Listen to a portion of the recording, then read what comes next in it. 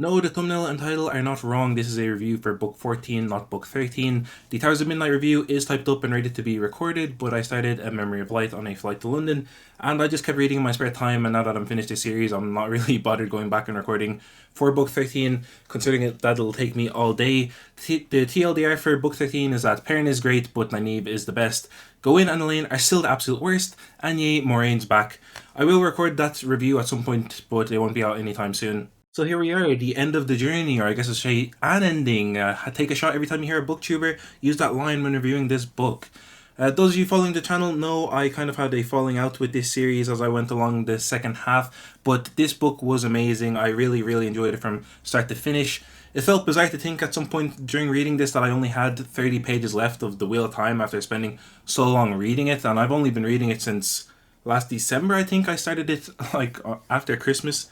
So I can't even imagine how everybody who were reading since the first publication must have felt.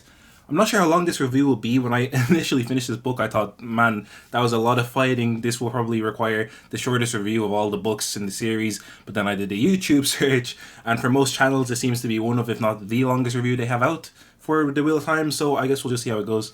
The way I saw it was, I don't need to summarize this book. It's the end. It's like 90% fighting. That's the approach I'm taking with this. Normally, I structure my reviews in order of character appearance, but I'm just going to talk about whatever comes first with this one. I thought all the characters in this were great. Even Matt, who after the last two books I had kind of given up on, I thought he was perfect in this book. My only gripe with the characters in this is that I thought some of their reactions were a bit lackluster. I get that it's the last battle, so there's more important stuff to be doing, and they don't really have time to be having these emotional, dramatic breakdowns and such. But yes, some of their reactions just didn't really do it for me, including Lan's reaction to Moraine's return. I get that Lan is the stoic dude, but come on, toss me a fan service bow in here. I felt like their bond, not just in the word sense, but as friends, was a big enough highlight of the first 5 books to warrant a proper reunion scene. And there were other moments like the many character deaths that didn't even get reactions. And then, even though I hate Elaine and Egwene, I felt like the reactions to Egwene's death and then Elaine losing Brigitte felt a bit wanting to me. And speaking of character deaths, again, I understand that it's the last battle, but I really wasn't a fan of how many off-screen deaths there were, especially for characters like Morghese and Garrett Bryn. For those characters like those, I think it's a bit of an odd choice to have them just die off-screen with not much of a reaction. They didn't even need dramatic deaths, they could have had something quick and sudden like Swan did. And other characters just did not die when they absolutely should have. Lan, Talmains, Galad should all be dead, Avienda and Fael too, probably. Especially Lan, considering he's the one who taught Rand about sheathing the sword. In the first place, it would have been a perfect death thematically, but Lan dying would have fucked up Nynaeve, which would have fucked up Rand, so we can't have that happening. You know who should have actually killed Demon Dread? Matt. Imagine Demon Dread confronted Matt and was like, I know it's useless Terran, and Matt being the mischievous guy we've come to know and love, it just goes with it and is like, okay, and we get an actual good Ashandarai fight for once. I feel like that weapon was a bit underused in the series after Matt got it and not really explored properly. I know he used it as the key in Towers of Midnight, which, by the way, was pretty fucking funny to me, considering Noel just killed himself or sacrificed himself so that they could escape. I bet he's just looking down from wherever he went like, am I a joke to you, bro? You could have used that the whole time. Anyways, going off topic. But we already got the callback earlier in the book from to Gawain and Galad versus Matt when he used the quarterstaff at the White Tower. So I thought it would have been really cool if we had a high stakes version of that after the callback. Speaking of reactions I enjoyed though, I really loved the reunions that we got during the first third of the book. Moraine showing up at the command tent during the meeting for the Dragon's Peace was great, especially Rand's and Nynaeve's reactions to the return. They both had huge burdens lifted off their shoulders when she showed up. And Perrin and Rand as a duo was fantastic. I loved every second of it. Perrin being there for Rand, both at the meeting and at the Pit of Doom as well, was great. And I really liked their banter. Likewise for Rand and Matt, their dick measuring contest in Ebudar was pretty funny. And I liked how there was this kind of still jokeful tone underlying with their meeting because, what happened? When Matt noticed Rand's humming, he kind of just went along with it, so I thought that was pretty funny and showcased their friendship that's still there despite them going on their long separate journeys. However, I have to say though, we're wrapping up this massive series and we don't get a scene with the 3 Taviran boys all together for once. I thought that was an insane choice. The Matt and Tuon reunion was really good too. As crazy as Seanchan culture is, I really like Matt and Tuon as a couple. I think they have great banter. And I think it's a safe bet that the way Tuon acts towards Matt at times and acts a bit callous is just an act, and her trying to embody the perfect representation of being Empress. She mentioned before to Min that returning to Matt when he sent the Seanchan away as part of the plan would be following her heart. So I think Matt's life is safe enough, even though he has given her an heir, but you can never be too sure with Tuon. And speaking of Tuon, I actually really liked her confrontations with Egwene. I thought I liked how it gave more insight into just how ingrained the Seanchan culture is in Tuon's mind. I like how she proposes to send Seanchan to the White Tower, and it seems like such a bizarre to Egwene and even me reading it, but it just shows how fanatic the Seanchan are. Like Tuon actually believes people in the White Tower would willingly subject themselves to being the Mani. I feel like Tuon and Egwene kind of mirror each other when it comes to fanaticism, except with Tuon, it doesn't annoy the shit out of me because with her, it comes from indoctrination, and from Egwene, it comes from her personality traits that we've come to know, like how she devotes herself to something fully, in this case being Amerlin, and how she looked up to figures in the past like Moiraine and Swan, which aren't inherently bad traits to have, but the way Egwene expresses them never ceases to be jarring to me. And of course, from another confrontation, we got Rand calling Egwene a spoiled brat, which you already know how much I love that. And speaking of Egwene, have to mention it. I didn't think I'd be that lucky, guys. I really did not think it could happen for me. I really expected just Matt and Perrin to die, and Elaine and Egwene to live on as usual and end up in the strongest positions possible, which Elaine did do actually. She what? Queen of Camelin, has the band, has Perrin and the Two Rivers connections to Saldaea now, has the dragons, has the kinswomen. I mean, if there's a winner of the game to be chosen, Elaine won the game. She even has the OP kids of the Dragon Reborn or whatever. But Elaine pretty much lost her whole family in this book, so I'm going to give her a pass on this one. R.I.P. to Margaze, rest in peace to Gwyn, you will not be missed. I'm going to say R.I.P. to Galad as well, because I know he's on his bed in Maine, but this is an open-ending book, so I'm going to say he died on his deathbed. And she lost her sister-in-law as well, so I've never been happier to see a character die, and I had that feeling twice in this book with the newlyweds. I've never disliked fictional characters as much as I do Elaine Tricand and Egwene Elvira, so I'm happy at least one of those got taken out. The only Emmons Fielder I wanted to die died, the one I expected the least to actually die. And I think that's everything I wanted to talk about up until the big meeting. What happened in the prologue? We had the Black Tower stuff. Personally, I thought Andral and Pravara, I thought their content together was amazing. I really loved their continuous back and forth that they had regarding each other's own prejudices and preconceptions about each other's institutions and the types of channelers that they were. I thought all of that was really, really good, and you couldn't have picked a better pairing for it than Red Aja and Ashaman. I also really enjoyed how the Black Tower had to save themselves in this, because Rand really did drop the ball with them and there just isn't an excuse. Putting Taim in charge and then leaving him there without any kind of checkup is just one of the most stupid things he did in the series. And I've seen people be peeved at how Andral got all this focus in this book when Logain is literally right there as free real estate, and I agree with that. We had an already huge cast of characters with plenty of heroes to choose from without going to put more focus on some guy that only was mentioned once during Winter's Heart, like prologue or epilogue, can't remember which one. Personally, I'd say if you want to give somebody who's relatively underpowered a big hero moment, Swan is right there, and her being greatly weakened has been a part of her struggle and a decent part of her arc after book 5. And she dies anyways in this book, so why not just have her go out in a blaze of glory or something, instead of just having Min being like 1 minute, oh, by the way, you should probably stick with Bryn, and then the next minute, oh shit, she's dead. But like I said, Andral and Pravara are great together, and I do like Andral as a character, even though I do think it is a bit cheesy how he has this many lives lived thing going on, and then he keeps just saying, oh, well, I'm just this regular guy. I do disagree with the sentiment, though, that Andral's content took away from Logain. You could say the way Sanderson took Logain's viewing about Honor and Glory was a good subversion of expectations. Personally, I would say it was more of an odd choice considering we had the viewing in the past of him stepping over Rand's corpse at Shara Ghul, but the way Sanderson did execute the route that he went with it was superb. We got amazing characterization for Logain and how he relies on the fear of the people to give him an edge to try and avoid being subjective to the way the Aes Sedai treated him in the past again, and the way it was resolved with him choosing to save the civilians over gaining the Spectre was great. I will say though, we should have gotten this characterization much sooner in my opinion, but I'll talk about that a bit more when I give my final thoughts on the series at the end of the video. Even though I really enjoyed Logain in this, I see the way his arc went in this book as being a victim of having such a huge cast. And I'm not saying the cast size is a negative here, but just look at the last battle at the Fields of Merlor. On the side of the light, in terms of relevance for heavy hitters, we have Egwene, Elaine, Mat, Gawain, Galad, Logain, Andral, and Lan. And for the Shadow, we have Demon Dread and Taim. I'm not counting Tuon and Mogadeen because they didn't fight. The team simply weren't balanced enough to have enough matchups that would actually be meaningful and we could get invested in. Like, just look at how Demon Dread had to be used as this kind of boss fight to throw 4 relevant characters at. Lan killing Demon Dread was great though. I loved the charge, and I loved how Tam and the Two Rivers archers assisted him, and the I'm the one who kill you, or I'm the one who will kill you, is that what he said? That line was sick.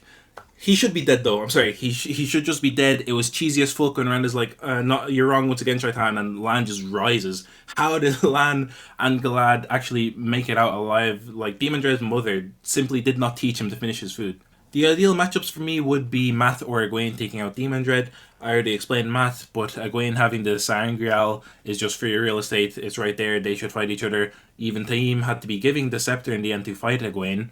Do I even need to explain why Logain should have taken out Taim, the 2 heads of the Black Tower who were at odds with one another, and one just happened to be chosen, and they were 2 of the most infamous false dragons of their time. So, Taim, I think this book made it seem to me like Demon Dread's and Taim's identities were a bit of a mess behind the scenes. At times, it seems like Taim was Demon Dread the whole time, and Jordan swapped it or changed it because people guessed so early in literally his first appearance. Everybody was saying, "Oh, he's Demon Dread," and then there was other times where I felt like there was a mistake with the author swap regarding Demon Dread's identity, and it seemed like Demon Dread was actually the King of Morandi the whole time. Demon Dread being the guy in charge just doesn't really add up to me, considering it was said before that he had a throne and was watching over Rand the same way Osengar was. And then with the Shirens fighting for the Shadow, that was actually foreshadowed in the past through Noel saying that he never realized in the past that he was being manipulated by Ishmael. And when I say he, I mean Jane Firestrider. And I really feel like Demon Dread and Ishmael got mixed up here after the author swap, because like we even had the moments with the King Morandi at the side of the book where Rand goes, "Is that you, Demon Dread?" And then the King Morandi just doesn't show up for the rest of the book. He's not even mentioned. Also, when Gawain first saw Demon Dread's face, he said that it looked familiar, so he's either Taim or the King Morandi. And unless I'm forgetting something, Gawain never met Taim, but the first Sword Prince, or whatever the fuck he's called, of Camelin would have plenty of opportunity to see the face of a king of a neighbouring country. And the Shara army entrance was a major high point of the series of the book for me. I've been waiting to see those guys since book 3, and I even predicted in one of my previous videos that they'd be fighting for the Shadow because of the Noel stuff I just mentioned. So seeing them pull a reverse endgame here was super satisfying, and I thought it was sick. And I really appreciate all the effort that went into fleshing out their culture through the observations our characters made in their POVs. And it was funny because I think in my book 3 review, I was really curious about why they were so cut off from the rest of the world. It was mentioned that nobody's ever seen over the walls and told the tale. So I was like wondering what's going on with them, and I asked maybe if they're the big boss. And somebody commented and timestamped me saying maybe they're the big boss. And they said something like, "Oh boy," I can't remember because the comment was deleted since then.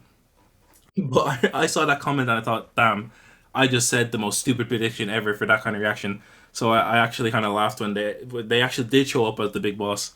Let's talk about the Forsaken. In my unreleased Book 13 review, I said that the Forsaken were my least favorite villain group that I've ever experienced, and that they were Scooby-Doo villains. Who the fuck were these guys we got in A Memory of Light?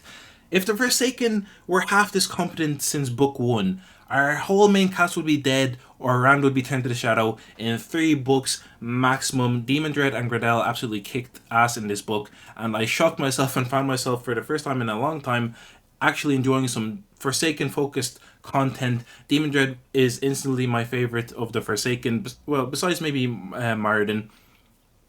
He was a bit cartoonish with his thirst for revenge stuff, but it was explained that he wasn't like that before Shara, so fair enough, I guess. Like, just let that register in your minds. Demon Dread and Grendel using information Mogadeen passed them, and Ashaman that Taim passed them, almost took out the forces of the light. Just the two of them. Imagine if the rest were there. I enjoyed the characterization we got with Demon Dread, where we see the intensity of his hatred and envy towards those Terran and how any new feelings he may have developed while but the Shrines are snuffed out by those. And then he got bonus points again with me when he said that he wouldn't use the scepter when fighting Rand. So despite everything, he still has a sense of honor to him. Grendel didn't really get the same treatment in terms of fleshing out her character, but the plan to compel all the great captains was amazing and it almost worked. And she was kicking ass again with compulsion at Sheol Ghul, so I enjoyed her in this book. Theme in this book was pretty meh. He's kind of just a mini boss under Demon Dread, but he did take Egwene out with him, so in my opinion, S tier villain. The last battle chapter was phenomenal, one of the best chapters of the series, obviously. I don't know if it was intentional, but I really liked how during the last battle we swapped to and from Rand's battle with Dark One because it was basically the same formula as the prologue where we swapped between Talmain's battle at Camelin and everybody getting ready for the last battle itself. The only thing for me was with how long this chapter was, I did start to get a little bored of the amount of talking of tactics that there were. Obviously, when we have the POVs of all the leaders of the battle, we're going to have a lot of the tactics, but it did just start to get a little bit tedious to me. It was great getting to see all the returning characters, the characters that were with us from the start, like Ela and Rain the Thinkers, Alman Bunt, and Huron. Huron's another character I was pretty salty, was an off-screen death.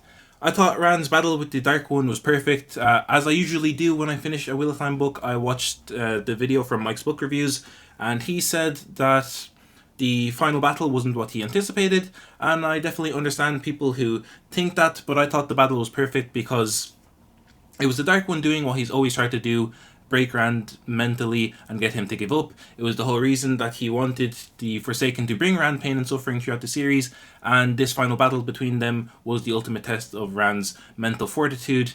And we saw during this book that that is what it takes for the Dark One to win. People have the light in them, they have the shadow in them too. You can't remove either from them, or it's the same as the Dark One winning. And likewise, people need to reach that certain point where they give up, and that's when the Dark One wins and takes over.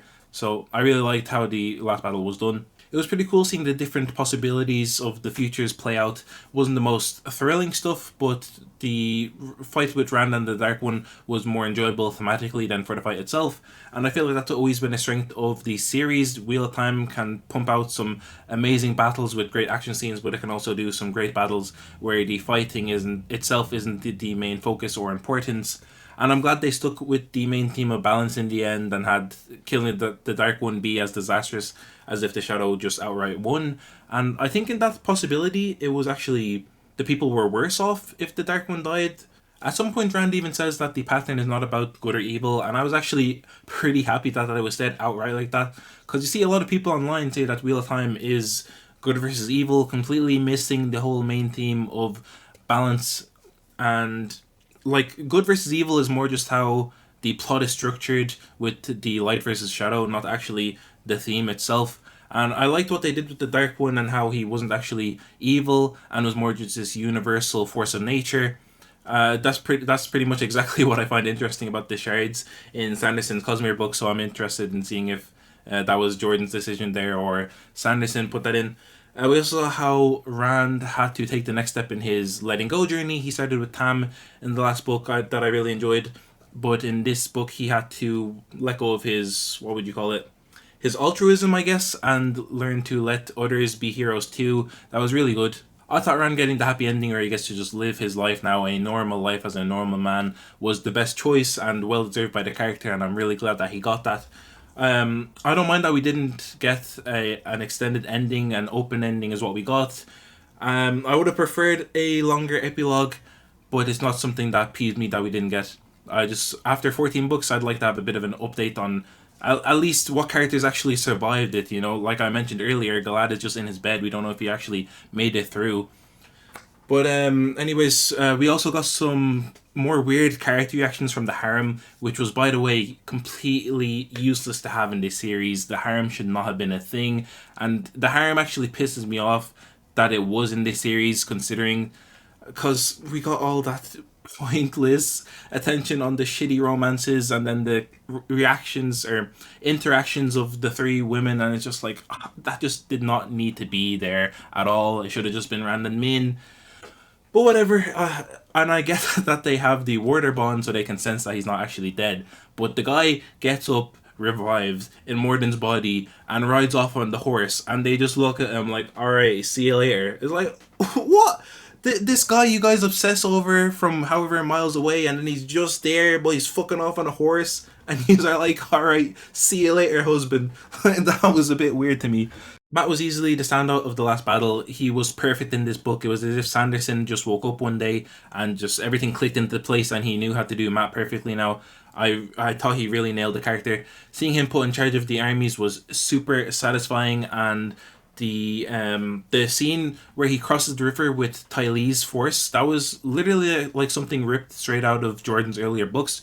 So I love that. I wonder if Jordan actually did write that himself. And his interactions with other characters were really good in this book too. They were something that I thought really lacked in the last two books. Like his interactions with Tom and Satala and Anne. Tom in the last two books, when he was talking with Matt, it just didn't have the same energy. The vibes weren't there. They weren't as enjoyable.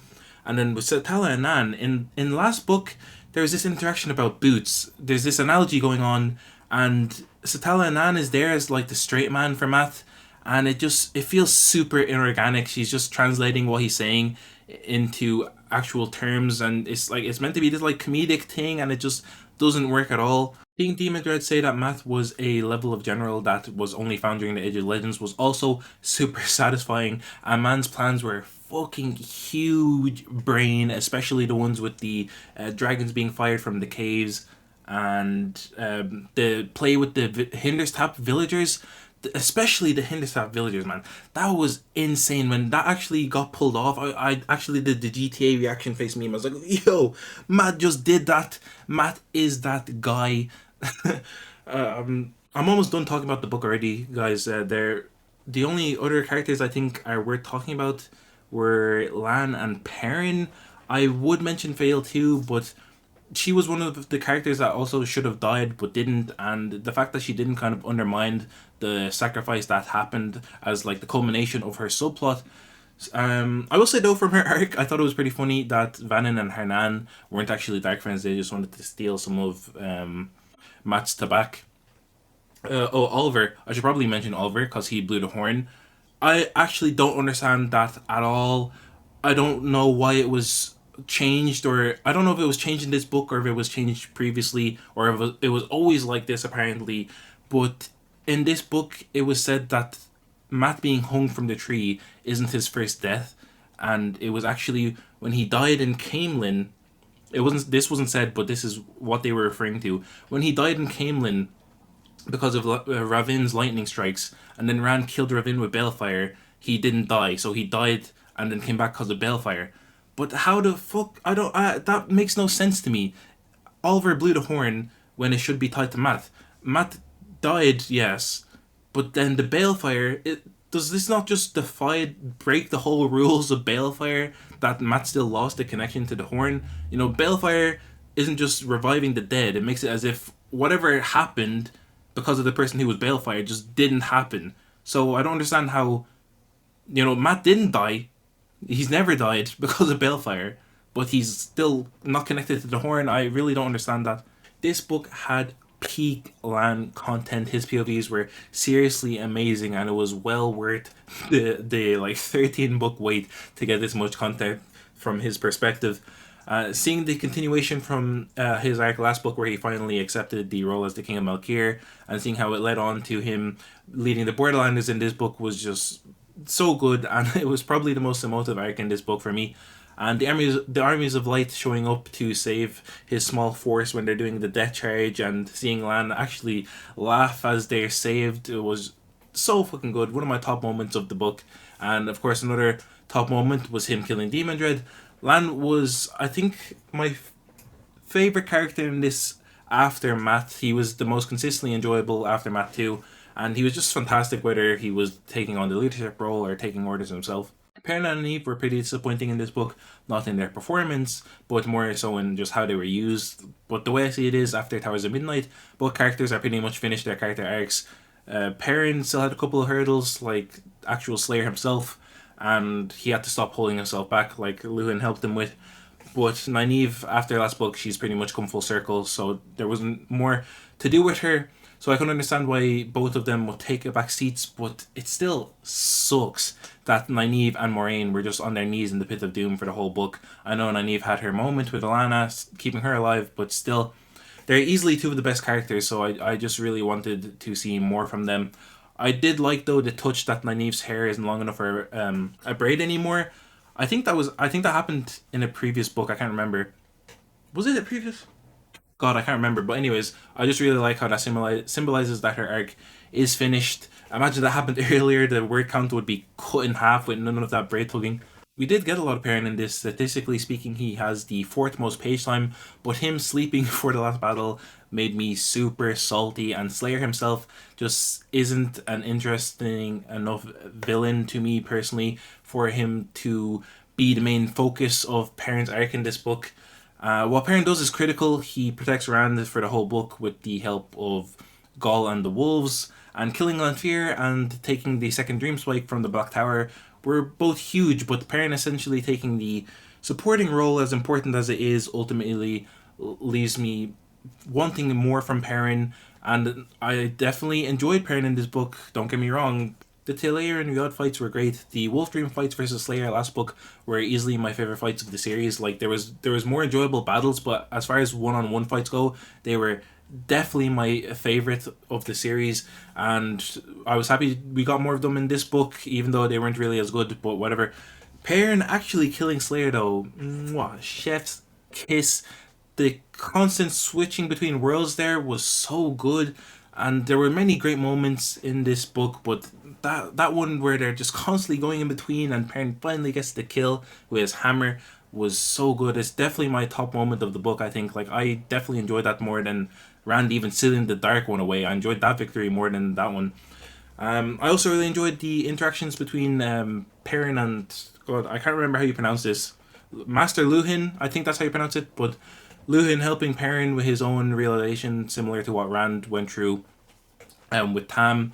Perrin realized that he has to let go of this feeling he has towards like holding himself back and his fears of what he might do once he lets the wolf off the leash, so to speak. So I really like that bit of characterization we got towards the end there with Perrin, and it nicely mirrored what Rand went through as well. That's pretty much all I have to say for the contents of this book, guys. You know, overall, this isn't Shadow Rising tier for me. Sorry to say, this book is great, but it just didn't have enough of a profound emotional impact on me. I felt plenty of excitement and enjoyment while reading this, but you know, when you're finishing up a 4.4 million word 14 tome series, you do, or at least I did, expect to feel a wider range of emotions.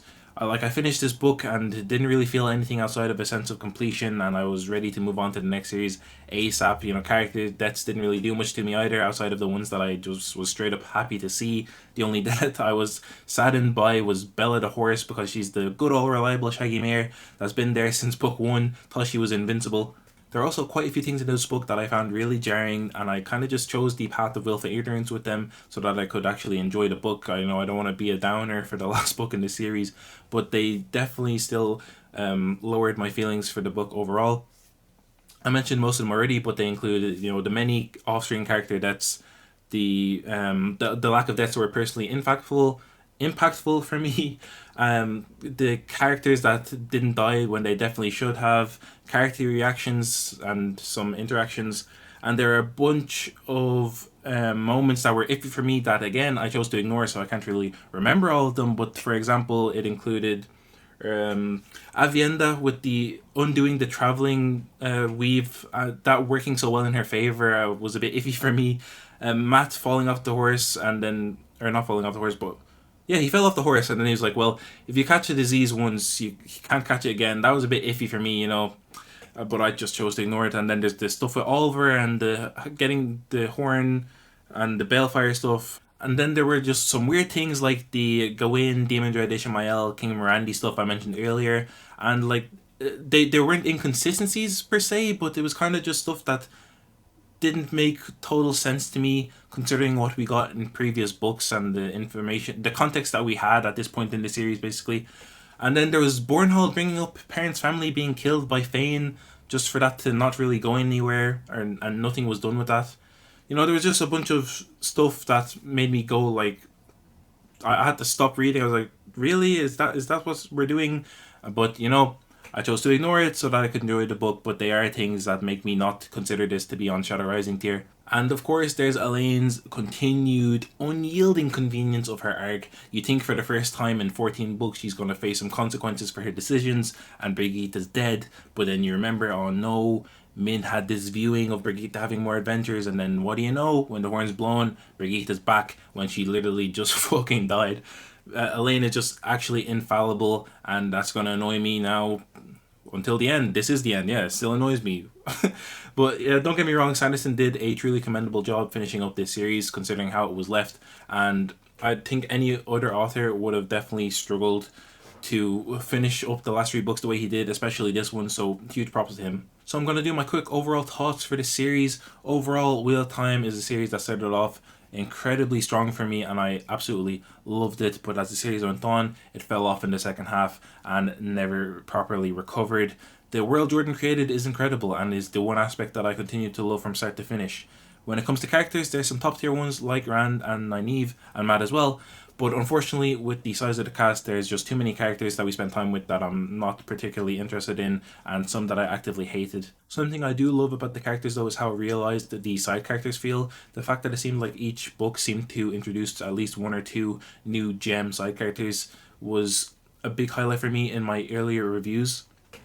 When it comes to the story, I think it's pretty clear what caused the decline with the plot. The slog is something that I think is incredibly overblown, but in my opinion, it is infamous for the wrong reasons. A lot of people like to shit on the slog and say that the books are boring and just chores to read, and from that perspective, I think it really is just overblown. But the slog was detrimental to my enjoyment of this series, but for different reasons. For me, the slog is what sucked the potential out of this series. When I finished book 12, I didn't say this in my book 12 review because I didn't want to get flamed, but at that point, I really thought that this series had just become a case of quantity over quality, but I was wrong. It really isn't that. We just didn't focus on the right content in the second half of the series. The quantity is not the issue at all. The fact that the slog books just take up so much time has rippling effects on the rest of the series. Like, imagine we had a proper White Cloak arc instead of speed running them, a better Black Tower arc, Gawain not getting rushed in the last three books, the Forsaken being better fleshed out like Demon Dread was, Logain having a better arc, or not really a better arc, but or having what he went through in this book earlier with more depth to it, and an actual Aram arc with Perrin where they discover the song instead of Rand just humming it when he comes down from the mountain. But no, Elaine's Succession arc, the Shido, and the Ice Dice shit for 4 books, and hey, let's do the circus again because everybody absolutely fucking loved that arc to bits in book 5. I didn't think any of the slug books were bad besides Crossroads of Twilight, but they definitely stopped the series from reaching its full potential, and by the time I finished book 11, I just didn't really care anymore and was ready for things to end, and you can probably tell I didn't care anymore by my phenomenal upload rate recently. So yeah, that's a little taste of my final thoughts on the series. I could probably make a whole video out of them, but I probably won't if I'm being honest. I am still a fan of the series overall. I'd give this like an 8 out of 10. The series just isn't as good as I thought it was going to be. I'm sorry, that's how I feel personally. I know a lot of you will disagree with me. Hope we don't have any hard feelings over it. But yeah, thank you guys for joining me on this journey, and thank you for watching this video. Let me know your thoughts on it down below in the comment section, and I'll see you in the next one.